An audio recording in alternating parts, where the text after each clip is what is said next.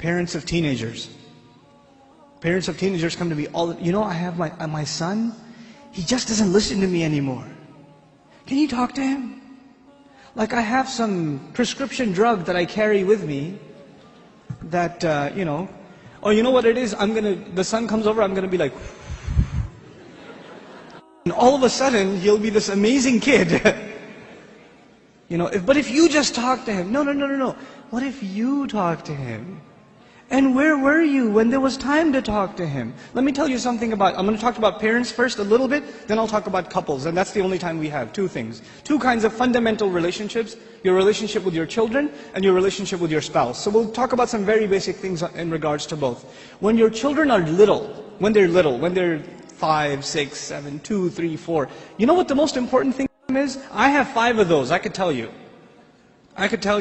The most important thing to them is your approval. They want to make you proud, man. They want to show you what they did. I'll be on an important work phone call. And my son will come over, my 2-year-old will come over. Abba. I'm like, okay, hold on. What is it? Nothing. I'll go back on the phone and he'll start calling me again. I'll be like, okay. What is it? I want to show you something. What do you want to show me? That is it. But you know what I'm supposed to do? Oh my God, that's awesome. Do it again. I'll call you back. You're supposed to appreciate what your children do. They live for that. They desire that more than anything else. I have 3 girls, and you know the difference between girls and boys. Boys can't sit still, and girls can't stop this, right? So I pick my girls up from school. One's in 1st grade, the other's in 3rd grade. I pick them up from school. It's a 25-minute ride back home, and what are they doing the whole way? You know what happened today in class? We colored a dinosaur, and we did this and that, and I was coloring it purple, but I decided to put in some green, and they're going on and on and on and on and on. And they cannot help themselves, and they cannot stop, and I have to pay attention and listen.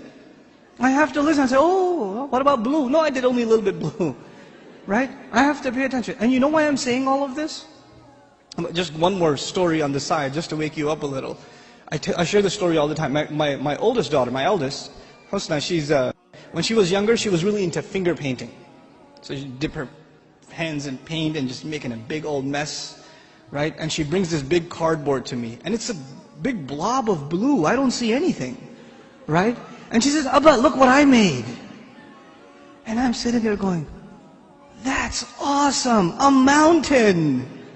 And she says, no, it's Mama. And I was like, oh, don't tell Mama. But the point I'm trying to make is they live for your approval. Live for it. But those of you that have children that are teenagers, do they get in the car when you pick them up from school and they can't stop telling you about what happened? Does that happen? Like, you know what happened in school today? My teacher said this and that and the other and I got an A on my paper. Nope. They're quiet. And you're trying to tell them, how was your day? It was okay. So what'd you do? Something. Where are you going today? Somewhere.